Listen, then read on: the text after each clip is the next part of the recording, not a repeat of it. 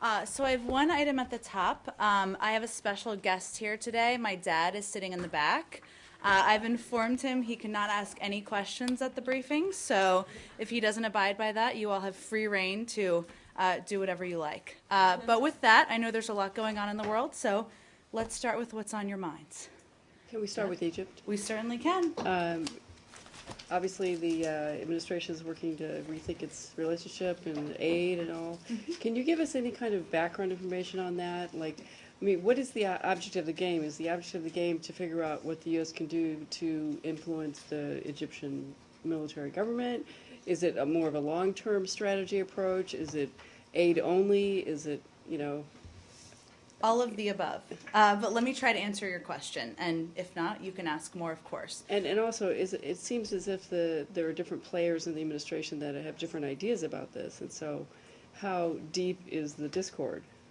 Well, I certainly am not going to get into anything like that from the podium or anywhere else. I can tell you that the president welcomes all opinions and all views, and with an issue as important and as vital as this, I'm sure they're having a debate about what steps should be taken moving forward. As you know, the president and his national security team met yesterday as they have regular meetings. They discussed Egypt. Of course, our broad goal here is to determine our relationship moving forward. That includes aid, of course. That's the issue that many people are very interested in, all of you. But there are many, of course, implications of that, and there are many factors in that. We've talked about this a bit, but I think given your question, it's worth mentioning that we have seen our aid to Egypt as something that is vital for national security purposes, our own national security purposes, for regional stability. We believe that the Egyptian people can return to or can venture to a long-term sustainable democracy, a path toward that. And there are several reasons why we have provided aid in the past, including safe passage through the Suez Canal, things that we're worried about security-wise in terms of specifics. Security in the Sinai, security on the Gaza border, the ability to fly over Egyptian airspace. But, as we've said many times, obviously when hundreds of civilians are being killed, as they were last week, you can't continue with business as usual. We've taken steps that we've told all of you about, the F-16s a couple of weeks ago, the decision on Bright Star. But the question moving forward is, what is our relationship going to be? What steps should we or shouldn't we take? And that's a policy discussion that's ongoing. So I don't have any readouts of that, but that's the goal. Are there more meetings planned, or is this going to be something to figure out a short-term answer, or more of a long-term strategy? Well, certainly when you're discussing an issue as important as our strategic relationship with Egypt, you're talking about both. You're talking about the events that happened last week, the events that have happened over the last 6 weeks, but you're also talking about what's in our long-term interests. So there are lots of, that's why it's such a complicated situation and certainly a complicated conversation. So how did the meeting go? I mean, was there anything that came out of the meeting, and are we having more meetings? There are no announcements coming out of the meeting. Conversations are obviously ongoing. I don't have any other meetings to read out for you now, but I can assure you that the Secretary speaks regularly with, of course, his counterparts over there, and if there's a need to call another meeting, they will certainly do that. You know, but if I were to follow... How long is it going to take for for this review to take place, or is this one of those indefinite reviews? Well, it certainly is not an indefinite review, given that that infers that it's going to take forever. But obviously, there are a number of components being discussed. If it were an easy answer, there would have been an easy decision made. But I outlined many of the components there. And just to reiterate, certainly the fact that we have significant national security interests, that we are focused on the unique role that Egypt plays in regional stability, that we do want to take whatever the appropriate steps are from the outside to make sure the Egyptian people have the best path forward, and for all the security reasons I outlined. Those are all certainly part of any discussion. Just to follow up what Marie was saying yesterday, we're trying to figure out what is your estimate for the tiny pot of money she was referring to. So how big is the tiny pot? I do not have a public number to share with all of you.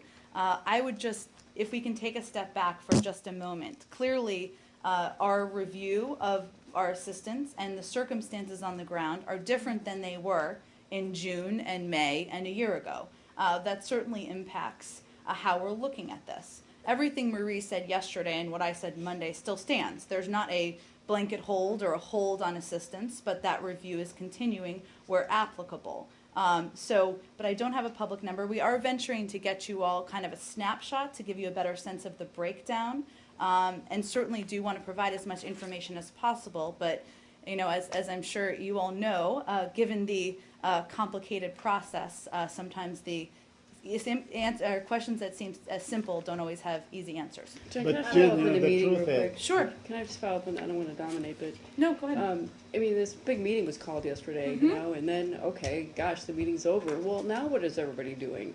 Well, there weren't any announcements. All I was conveying, Deb, is there are no announcements to make out of the meeting. Obviously, there was a discussion about this and about our relationship with Egypt. The Secretary participated via video conference, as did members of the National Security Team were, of course, meeting, but there's no announcements they to all make. The get homework discussion will and be they all got ongoing. homework Often to- there's homework. Often it's determining when to talk next or who should talk next. I just don't have anything further to read out from the meeting last How night. long But did it the- last? I don't have any kind of specific process answers on that sort of thing. My friends over at the White House may have more And specifics. would you dismiss the idea that the administration's in a quandary about what to do? I would dismiss that idea because I think it oversimplifies the challenge of the situation on the ground, which is that we clearly have had a decades-long strategic relationship with Egypt through many ups and downs, as we all can recall. But the events of last week, the events of the last 6 weeks, certainly do impact as we look to evaluate our relationship moving forward. One other piece I'll just process-wise add to what I said earlier about the meeting is oftentimes this is an opportunity, these meetings, to discuss what various members of the National Security Team, including the Secretary, are hearing from their counterparts around the world, what discussions are underway, what decisions have been made by other countries. That's not the entire discussion. They're discussing aid as well. But there are a range of issues that there's an opportunity to discuss when you're meeting in person. So Jen- is that meeting like a brainstorming session to really exchange ideas? Is that what it is? I And wouldn't. not to make a decision?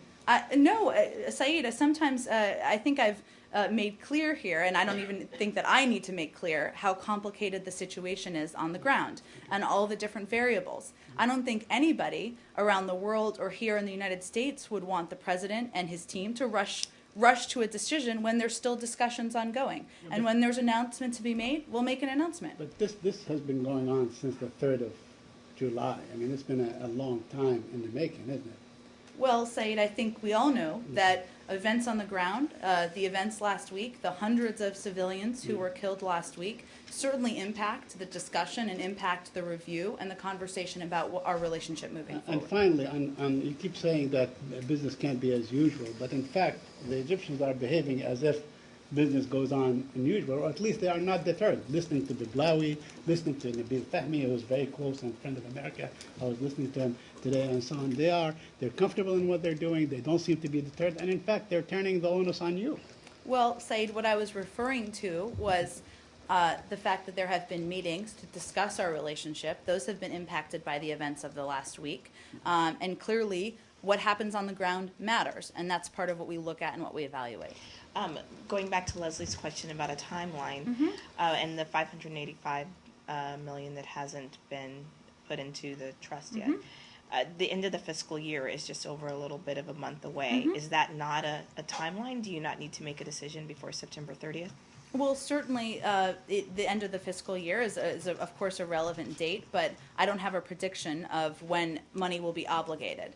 I think the important point here, and I said this on Monday, is that there have been many instances in the past where money has been obligated in different tranches, so that's not an uncommon step. I understand why everybody's focused on it, but that's not an uncommon occurrence. So it could be obligated after the end of the fiscal year?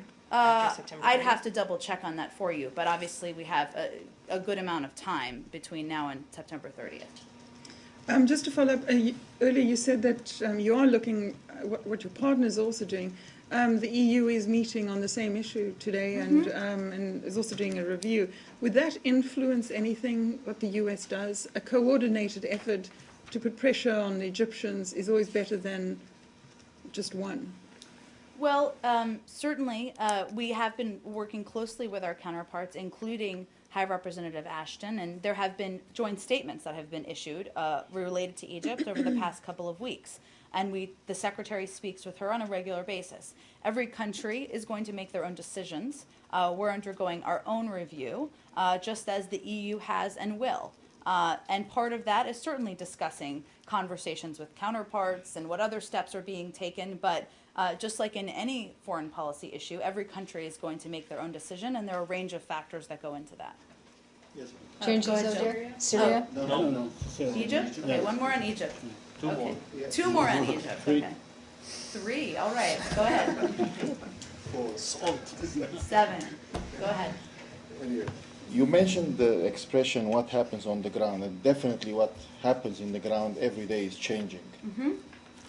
So based on that, I mean, most the things are coming out that almost we can say now there are new realities on the ground, which is less violence but more absence of Muslim Brotherhood, for example. And it was one of the demands that, starting from Secretary Kerry and before that Deputy Secretary Burns, to be inclusive and all this, and the President mentioned about this. How do you see the practicality or the reality of something like this happen while all this leadership are now even not present on the ground? So let me see if I understand your question. Are you asking because there are some people who are no longer in Because place? you push or you ask for or you put something on the tables, including, of course, the release of the president and other people. But the main thing was that to make a political process which inclusive Muslim Brotherhood in particular, so, or all people without being exceptions, including mainly Muslim Brotherhood. Now the Muslim Brotherhood in the reality on the scene, almost they are not there. Maybe they are in the streets or whatever, but those who can sit and be part of the, even they said they are not ready to do it, any kind of political process.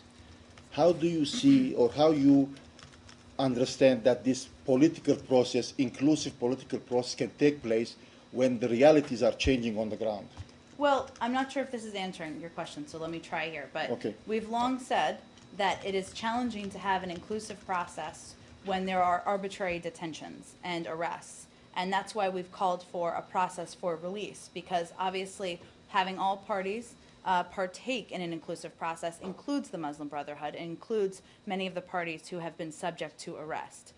We still feel, and this remains true today, that there is an opportunity, that the window remains open for a productive, inclusive political process moving forward.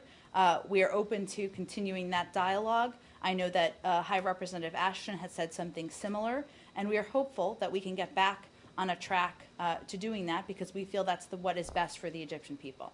Yeah, generally this is your principal attitude. But what I'm talking about, the possibility of your attitude or principal position to be applied today on the ground. I mean, is it exactly like when I ask somebody I'm going to meet somebody and he's not in the room already? Are you talking about the Muslim arrests or brothers. people who have been arrested? Is Yes, that who what you're have been referring to? arrested, from the bigger leader to the other people, and people in jail, people different process. I mean, it's like the main leadership are not there. Well, I think what I just said answers that question, and that obviously if you're going to have an inclusive process that includes all parties, including the Muslim Brotherhood, it's challenging to do that when there are arbitrary arrests and people remain detained, and that's why we've called for the release. So the other question related to maybe somehow to what Said was trying to say or say it already, which is like all these, let's say, announcements or said by the officials in Egypt, not just the military part, even the civilian part or the transition government, talking about Muslim Brotherhood as terrorists, Muslim Brotherhood so-and-so, and all this political stability instead of fighting terrorism and all these things. Do you have any reaction to that, or you think this is a part of the process? The language being The language used or- and the attitudes. I mean, it's not just a language. I mean, it's not a. Well, we've, as you know, condemned all violence. We think there needs to be an inclusive process moving forward that includes all parties. I'm not going to speak to every comment that's made, but you're right. Our principles have remained the same through this process. Yeah. To Egypt? Do you have anything on the release of former President Mubarak tomorrow? I think we've spoken to this from here. I'm not sure I have much new for you. This is an internal, I should say. As we've long said, and with respect to Mubarak, this is an internal Egyptian legal matter. It's working its way through the legal system there. So beyond that, I would refer you to the Egyptian government. Will anyone from this administration call him tomorrow to congratulate him? I'm not aware of a planned call. But, isn't it ironic that the elected president of Egypt is actually in prison and seems to be in prison indefinitely, and Mubarak is getting out? Well, we've spoken repeatedly. I know I have personally spoken repeatedly about our view on Mr. Morsi, and our position remains the same. Okay, let me ask you about Al-Baradi. Has anyone been in touch with him? Because now he's Al-Baradi? Yes, he's being vilified. He's being accused of breaking the public trust, all kinds of accusations that are really, I don't know. Well, the secretary, and I read this out at the time, spoke with him last week. I'm not aware of a call since then. I know this suit is this is a suit brought by a private individual. But just as we have been clear in our opposition to arbitrary arrests and detentions, we also do not think Egyptians should be arbitrarily charged and tried. And we think circumstances like this are evidence that Egypt will not be able to move forward if groups or individuals are singled out for having different viewpoints or beliefs. Egypt, or we're moving on to Syria? Egypt. Okay, go ahead. Back to Leslie's question on the EU. Sure. The 20 European countries have decided actually to restrict exports of security equipment and some arms while maintaining economic aid. Is it something the U.S. welcomes, and is it something the U.S. would be able to do? Well, as I said before, every country, of course, is going to make their own decisions. We are undergoing our own review, as you all know. The President of the United States has discretion under the Arms Export Control Act to determine if the purchase, buy, or delivery of defense articles and services by any foreign nation would be in our national security interests. So that's relevant because that's an applicable comparison to that specific announcement by the EU. That was used in regard to the F-16s. A decision has not been made, but that is certainly part of the discussion in terms of our aid moving forward. Jen, one more on Egypt. I know you've issued some pretty harsh statements against the attacks on Christians in Cairo, but I was wondering if you had anything more to add on the recent reports of up to 212 Christian-owned shops and 73 churches that have been destroyed in Cairo. I don't have anything new. I would just reiterate the condemnation of that any violence across Egypt. There's no place for that in Egypt moving forward. But I don't have anything new or specific for you. Would you say this is an example of ethnic cleansing? I would not use that term. Syria? On Syria. Okay. Jen, in the letter that was made public from the Chairman of the Joint Chiefs of Staff today, General Dempsey talks about the opposition in Syria, and this building has taken a lead role in that relationship between the U.S. and the opposition, both armed and political. And in his letter, he said, if asked to do so, the U.S. could significantly increase our effort to develop a moderate opposition. That suggests there's more to be done here. Can you give us a sense of what's actually in track to go to the SMC and to General Idriss, who the Secretary has personally met with and voiced his support for? And could you address as well the General's comment that they're not ready to promote their interests and ours when the balance shifts in their favor? Because the Secretary has been very supportive of General Idriss. And the Secretary has also been clear that we need to continue to work with the moderate opposition to make sure that they are as strong as possible, both on the ground and politically. I don't think there's anything new in terms of decisions made that you aren't aware of. You may be asking about what has been specifically delivered. Obviously, it has not changed that the expansion of the scale and scope of aid that we announced a couple of months ago, I can't discuss the specifics of that, and I'm not going to give a laundry list of that. The opposition says they haven't received those items. I don't have anything more specific for you from here on that. Are they mistaken? I just don't have anything more specific for you, given the circumstances. I will say that strengthening the SMC, making sure, working with them, we speak with them on a regular, if not daily basis, our team does, about what their needs are on the ground, about what they're seeing on the ground, about what aid and assistance would be most useful to them. And it's absolutely a priority of the secretaries to make sure we're working with them on what they need. And as the President has said, as the Secretary has said, all options remain on the table. That, aside from boots on the ground, just to be clear, that continues to be the case.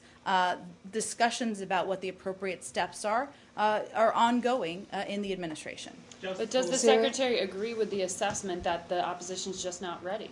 And specifically the moderate opposition on the ground, not the political opposition as well? I don't want to do an analysis of General Dempsey's comments. I would refer you to him for that and what he meant and what he was implying by them. I can convey, obviously we know, and we've said many times, that the regime, given the assistance and the influx of foreign fighters from Iran, from Hezbollah, had made some progress. We still don't believe that they can maintain that or keep that over the course of time. That hasn't changed. But the facts are, we have stated that from here in the past.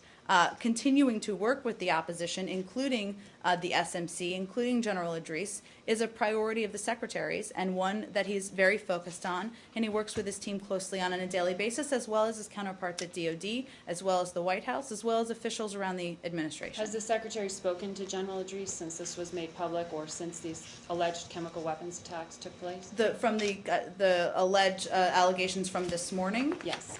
No. Has anyone But our in this building team been in touch speaks with with him SMC? on almost a daily basis. I can check for you if there has been a specific call for him with him today. Yeah, And but when you we say the also- team, do you mean Ambassador Ford, or is that somebody else? Well, certainly he is somebody who speaks with them on a regular basis, but there are a number of officials who work on Syria issues within the administration, as you know. Do you have any Speaking of clearer which- picture on the chemical weapons?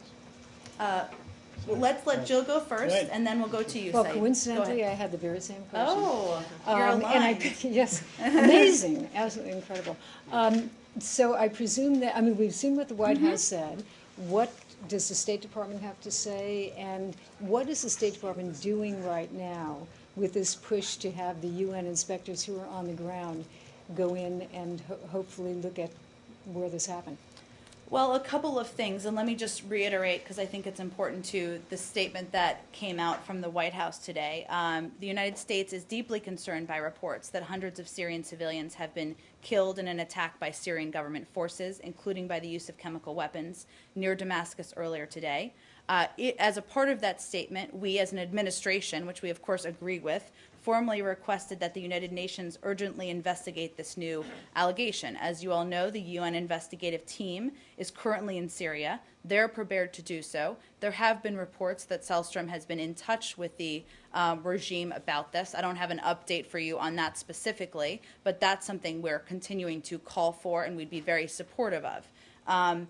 And as we've said many times in the past, for the UN's efforts to be credible, they must have immediate access to witnesses and affected individuals and have the ability to examine and collect physical evidence without any interference. Also, as part of that statement, we called for urgent consultations in the UN Security Council to discuss these allegations. My understanding is that that meeting has been or is being scheduled for the next within the next 24 hours, and that's an opportunity to certainly discuss these reports and these allegations. Our focus here is, after all of these months of litigating whether the UN team can get in, there's no reason, so this is an opportunity to shine the light on this issue, that the Syrian regime should not allow the UN investigative team into Syria. If they have nothing to hide, they should be providing the team with unfettered access. That's something we will continue to call for publicly and we will convey privately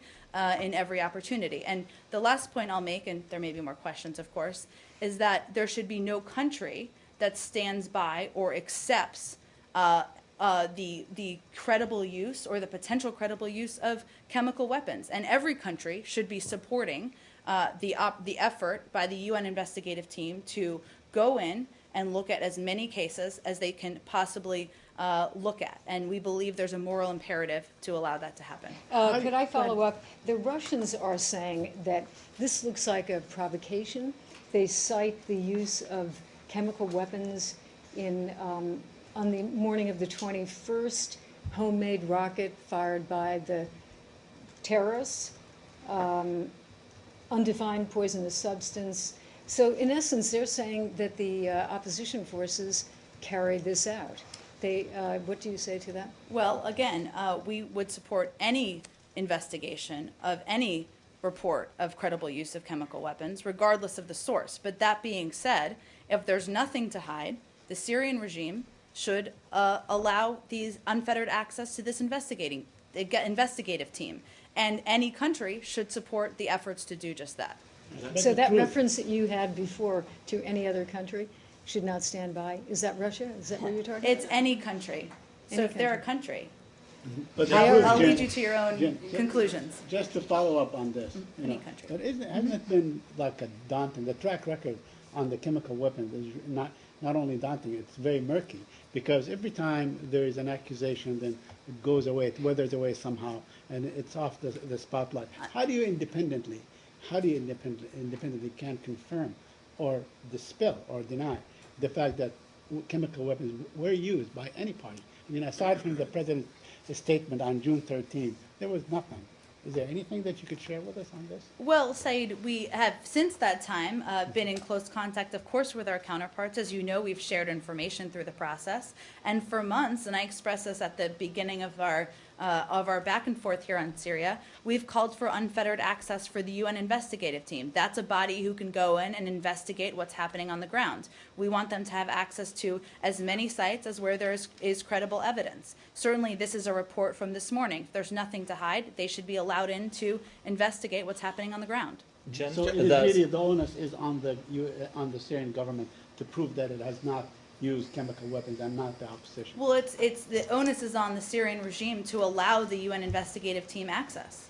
Jen, the White House statement didn't mention the red line that the president drew in the past. Is the red line still there? Well, I think we talked about the red line and how it had been crossed a couple of months ago. Now we're focused on, obviously, new reports here. I'm not been in this business long enough not to draw new red lines, so I'm certainly not going to do that today. But our focus is on, as I've stated a couple of times, pushing for, calling for, encouraging in public and private conversations, access for the UN investigative team to look at all credible reports. And why do you think the White House didn't mention the red line? Because they've talked about it. They talked about it a couple of months ago. I'd refer you to them on that specifically. Just to follow up on this particular issue, I have a couple of questions. One of them is just follow up previous question about this red line.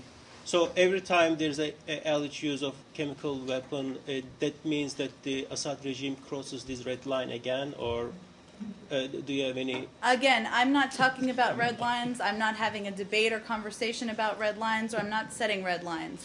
Let's not talk about red today. I am talking. We've talked about that. We've litigated that. The White House has made announcements about that a couple of months ago. What our focus is on now is looking at all reports, making sure, pushing for the UN investigative team to have access. That's what we think the appropriate step is. Speaking of red line, actually, a year ago, President Obama talked about the red line for the first time.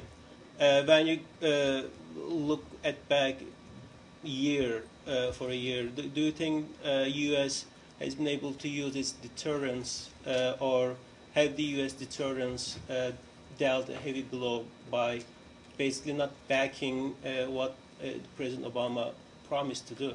Well, clearly when we announced a couple of months ago that had been crossed, we made announcements about an expansion of the scale and scope of aid, and also reiterated the fact that additional assistance, all options remains on the table. That discussion is ongoing. And we're looking at events on the ground every single day, just like we look at events in countries around the world.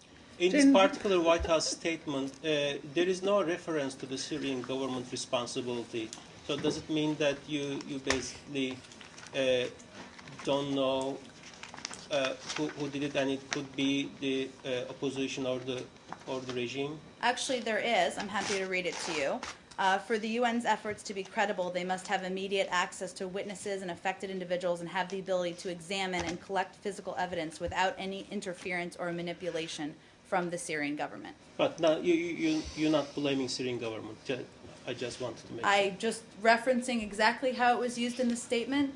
The onus is on them to provide unfettered access to the UN investigative team. Jen, I wanted to ask you on, given it took a while for this administration to consider if there were chemical weapons before, what kinds of things would you be looking at now to feel comfortable in declaring that this was a chemical attack and so on? And number two, there is a meeting on Syria between Wendy Sherman and the Russians. When is that meeting, and will this be discussed? It is next week. The focus is on Geneva. I don't have anything more specifically, but obviously they'll discuss a range of issues related to Syria. To be completely clear, and just to make sure everybody understands this, we're deeply concerned by reports. I don't have any corroborated evidence at this point. We don't on the numbers or the use. We're focused on doing due diligence, and we think the UN investigative team is the right mechanism for doing that. So they will be going in. We're hopeful they'll be able to gain access. And in terms of their methods and methodologies, I would refer you to them in terms of how they make a determination. Would Brahimi be at that meeting? The meeting next week? Yeah. I'd have to check on that. And do you have an exact date for that meeting? I don't yet, but I'll check on that after and see if there's an update on it. You mentioned that the head of the UN team was in touch with the Syrian government. Did he ask for anything in I've particular? seen reports of that. I'd certainly refer you to him specifically. Obviously, gaining access is a part of what all of our focus is. But you don't know if he did, in fact. I've just seen reports. Can we change topic? No, go ahead. Syria. just one Go more. ahead, Jill. The Russians are giving that date as August 28th. Is that correct? I'll have to check. Okay. I have nothing to refute that. I just didn't have a date All coming right. down here. Just one more thing, because if you look at what the foreign ministry of Russia is saying, they say that these attacks were a pretext for putting forth demands to the UN Security Council to side with opponents of the regime and to undermine the possibility of convening Geneva. Now, I know that this is very early in the game, but even early in the game, can you make any comment on their understanding of what's going on here? I'm trying to unravel in my head what exactly they meant by that, so let me try. One, the Secretary and Foreign Minister Lavrov have spoken repeatedly and regularly about their shared commitment to Geneva. We know we have differences of opinion on some issues around Syria, but both the United States and Russia can play a vital role in convening both sides. We're continuing to work on that. That has not changed. That's why we're doing this meeting next week, and a part of their conversation when they had the 2+2 just 2 weeks ago was on this, and their shared belief that now is the time to move this forward. In terms of use or being able to go in and investigate that, our view should be one shared by all countries, which is that if there's nothing to hide, then the UN team should be able to go in and investigate all credible incidents. That's what we continue to call for, and we're hopeful that others will agree with us. And what do you expect from the UN Security Council informal meeting this afternoon? I don't want to make a prediction. Obviously, any time that the UN meets, it's an opportunity for important countries to work together and address serious challenges, including, of course, what's going on the ground in Syria, but I don't want to make a prediction of what will come out of it. A change of subject? Well, let's finish Syria. Syria. Uh-huh. The earlier questions about the General Dempsey, in those remarks, General Dempsey also said that Syrian rebels wouldn't back U.S. interests if they replace the Assad regime. Is this your assessment? Right now? I don't want to do any more analysis. I would refer you to the Department of Defense for what he meant by his comments Sure, and what he was trying to convey. Let me ask this way then. Do you think that if the Syrian rebels would win, that would be for the U.S. interests? Well, clearly we've supported the opposition, the moderate opposition, and we think that it's best for the Syrian people for Assad to go. That has not changed, so our position has been the same. That Sorry, like one of the premise for Geneva is that both sides can sit down together and the political opposition will be there ready to represent themselves. Yeah, you're right. And their interests. So you can't comment on what General Dempsey's thinking, but clearly he disagrees with the assessment of this building, which is that the opposition is ready to even move forward with Geneva. If they can't represent themselves and their own interests, how could they possibly attend a peace conference? Well, what I will say about that is that we continue to work with the opposition to make sure they have a strong, viable representation to attend Geneva. That's part of our conversation with them. It's certainly part of what would need to happen and be determined before we would have a conference. Did you reject that assessment of the opposition? I'm not going to do any more analysis of General Dempsey. But that's pointing not to the Department of Secretary's Defense. view. It's fair to We're say continuing. I don't think this is conflicting here. We're continuing to work with the opposition. Obviously, they haven't announced who would attend a Geneva conference. We're continuing to work with them on that. We think we can get to a point. We think Geneva is the right mechanism, the right opportunity to have this discussion, and that's why we're having the meeting next week with the Russians. Do you have any date for the Geneva? I'm sorry? Do you have any date for the Geneva that you have been referring to? Next week, which is I think what we've been talking about a bit here, Undersecretary Wendy Sherman will be meeting with Russian counterparts to discuss the agenda, discuss a lot of the outstanding issues. So no, I don't have a date. That's part of the discussion next As a week. conclusion, do you agree with General Dempsey's I don't have statement or anything not? more. Dana? I just wanted to get a clarification on the timeline, given the question that Margaret Sure. asked. So, a year ago or so, President Obama said that use of chemical weapons would be a red line. Then in June he said he crossed the red, that they've crossed the red line, and that we're expanding aid. And then in the last 2 months, the opposition has said we haven't received the aid. I understand that for security purposes you can't give specifics, but right now can you give anything? Can you say that it's in the pipeline? Because so far you've said that this is, that something's happening, but the only people that would be able to verify that's true have said that it's not. I don't have anything more for you on it. I understand why you're asking. That's not what I'm questioning. There's nothing more I can detail for you from here. Sorry, Jen, Jen, I'm but there were reports, intelligence reports that say there are 10,000 foreign fighters, and they're not talking about Hezbollah and Shia groups. They're talking about Al Qaeda types that have infiltrated into Syria, and we have seen pictures of these types using all kinds of anti-tank weapons and so on, supplied by your ally, the Saudis, and so on. So the arms are flowing in. Are you talking to them about weapons falling in the wrong hand? About what was talked about the elements that may assume power in Syria in the future? Well, Saeed, certainly, as we've said from the beginning, we've been concerned about the extremist elements that have been affiliated themselves with the opposition. That's why we've taken a number of steps to do everything possible to ensure that the aid is going to the SMC and the moderate opposition. Dana and others were asking me about U.S. aid, so that's what I was speaking to. And certainly I would never be in a position to speak to what other aid has been delivered from other countries. But as you know, every country makes different decisions, and they've delivered and made decisions about different forms of aid to Syria. But what about the U.S. aid to Syria? I don't have anything any more than what I just said to Dana. I'm Syria. Yeah. Regarding the Geneva meeting, yesterday I think was the Syrian news agency had quoted Dr. Lecter Brahimi that Iran has been or will be invited to the meeting. Have you? I haven't seen that report, but I'm not aware of a decision being made. New subject?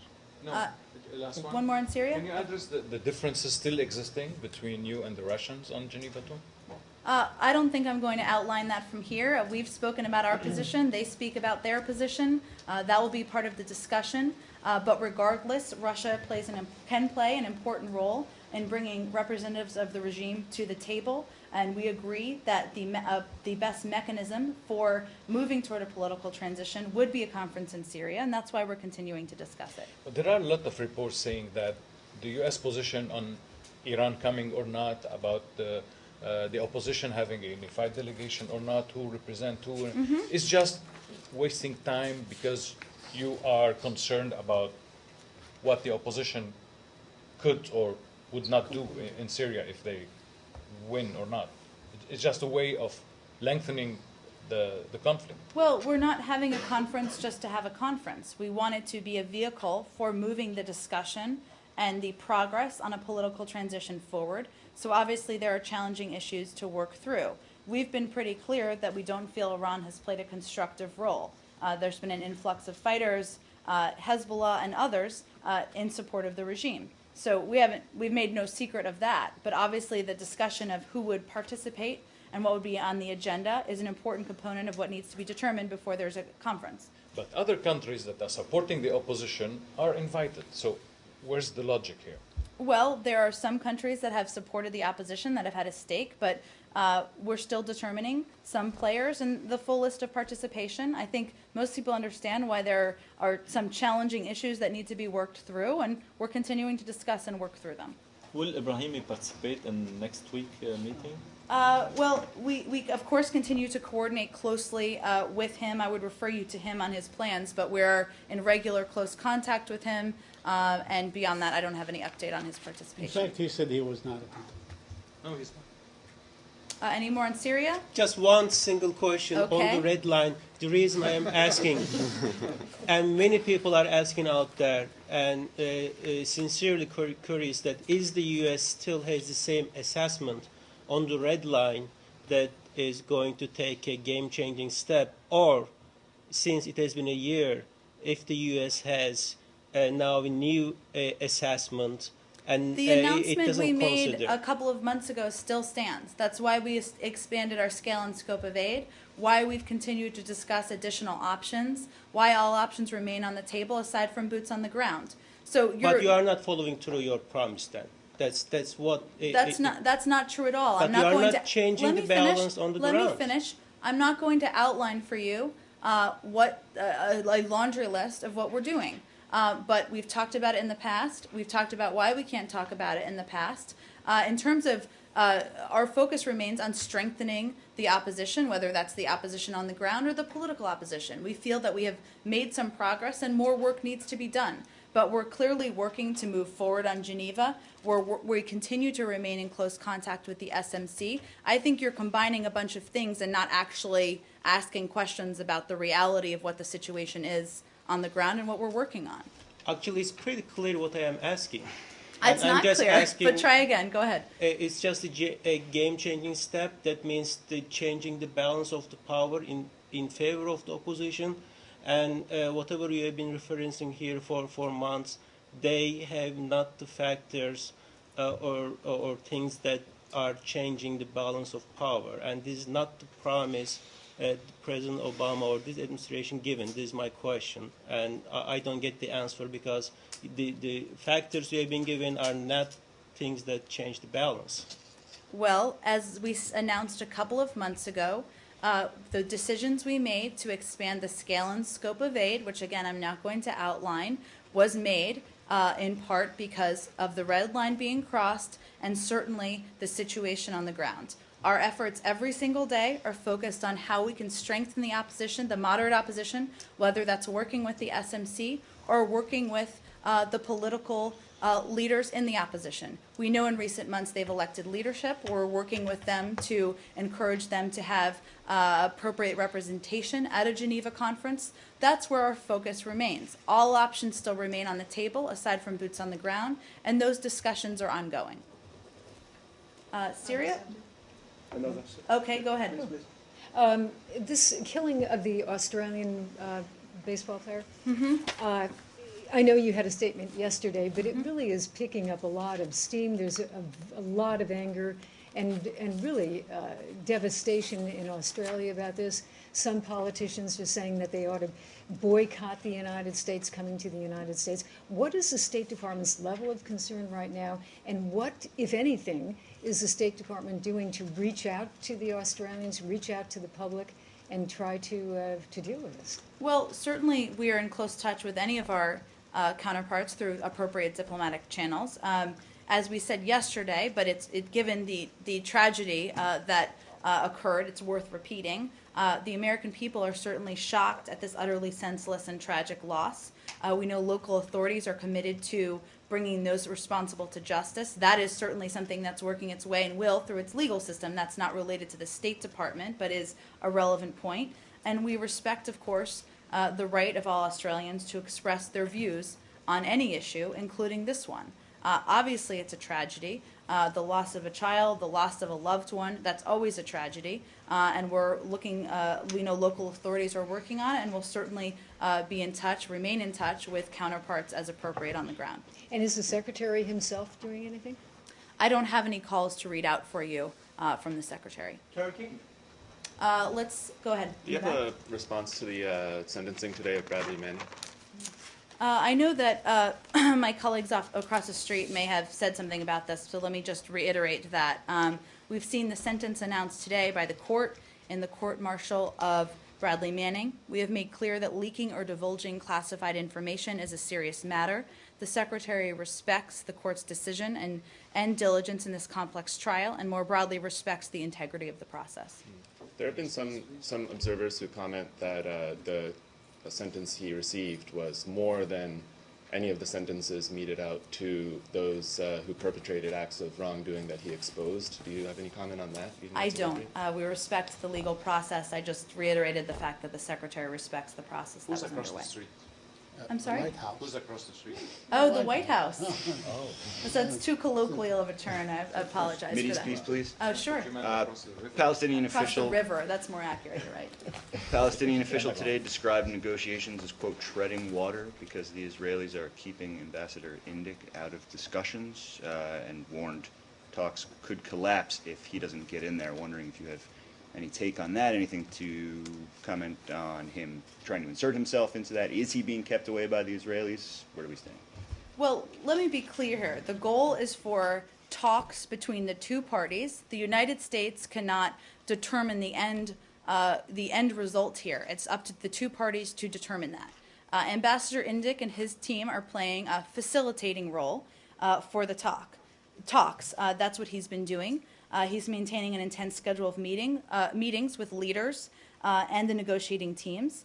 And at this point, the Secretary's thought is that it's important for the parties to have an opportunity to engage in direct bilateral discussions. That's exactly what they're doing. As we've said from the beginning, there will be some meetings that Ambassador Indyk will be in. There will be some that he's not in. He's there to play a facilitator role. His goal is not to check the box of every meeting he can attend. He wants to see a positive end result, and that's up to the two parties to determine. If the Palestinians asked for further participation from him, is that something that could be entertained? Well, certainly it's up to both parties to determine what's appropriate and what's helpful. That's what a facilitator does. Has he been prevented? Was there an occasion where he was prevented from facilitating? Well, a facilitator role has a number of meetings. So this is, I'm finished. I'm trying to answer your question. He's had an aggressive set of meetings and engagements with both parties, and he'll participate with the talks when appropriate or when it's helpful. But his goal, as all of our goal is, as the Secretary's goal is direct bilateral talks between both parties and to reach an agreement on final status negotiations. So there should be consensus on whether he could facilitate this or not by the two parties, or should one party be able to say, we need your facilitating capabilities? Well, what I was trying to get at, Saeed, is a facilitator has a range of meetings. Right. He's had a long list, a busy schedule of meetings on the ground with representatives from both parties. That will continue. That's part of being a facilitator. Beyond that, I don't have any specifics to read out for you. The reason I'm asking is because the Palestinians claim that they were disallowed his facilitating capabilities. I mean, they asked for it, and the Israelis said, no, you cannot facilitate. Well, as part of the process, there will be occasions when Ambassador Indyk participates in the talks. But again, our goal here, which we shouldn't lose sight of, is not how many meetings Ambassador Indyk is a part of. It is both parties working through these difficult issues. That's what our focus is on. Explain to us, if you will, if there is a point that they come to a glitch or they come to a hurdle along the way, and they need the help of Envoy Indyk, do they both have to agree that this is a hurdle that needs to be addressed this way in order for him to participate? Saeed, I don't want to get into hypothetical with you, as fun as that is always, but again, it's up to both parties. There are talks between the two parties. Our goal is for them to work through the difficult issues. Ambassador Indyk is there to play the role of facilitator, which has a range of meetings. It's not just about attending meetings with the parties together. I have to wrap this up shortly here. On this one, if the two parties don't agree on his participation, who will decide that he should I'm participate not going to or get not? into a hypothetical. It's not He's there to hypothetical. play a facilitating role. I'm just conveying that I think there's an over focus on what meetings he attends or doesn't attend. I promise you, Ambassador Indyk is a tough cookie and is not worried about that. He's focused on getting to the negotiation or continuing with the discussion of final status issues, and we are certainly encouraged by the continued bilateral talks. Just very quick on Turkey. Sure. Have you been talking to Turkish Could I officials? follow up? When is the next round? Are you aware of the next round? When is the next round? Saeed, I don't have any update for you. As you know, the next, and we're not referring to it specifically as rounds, the meetings have continued. Okay. As you know, direct bilateral talks occurred yesterday in Jerusalem. Those happened. I don't have any update for you on meetings in Jericho. Since the remarks yesterday by Turkish Prime Minister Erdogan, have you been talking to Turkish officials? Because they basically say, some of the officials said that it's taking out of context what the Prime Minister said. I know officials have been in touch on the ground. The Secretary has not been in touch with the Foreign Minister. Quick. Oh, one more. Okay, Second. go ahead. Do you have a readout about this travel warning over recent outbreak of cholera on the island? I think I do have something on this. Folks in I may have Miami to- want I to may know. actually, I'm sorry, Lucas, I may have to check into that for you, so let me do that, and we'll get something to you or anyone else who's interested in that. Thanks, everyone.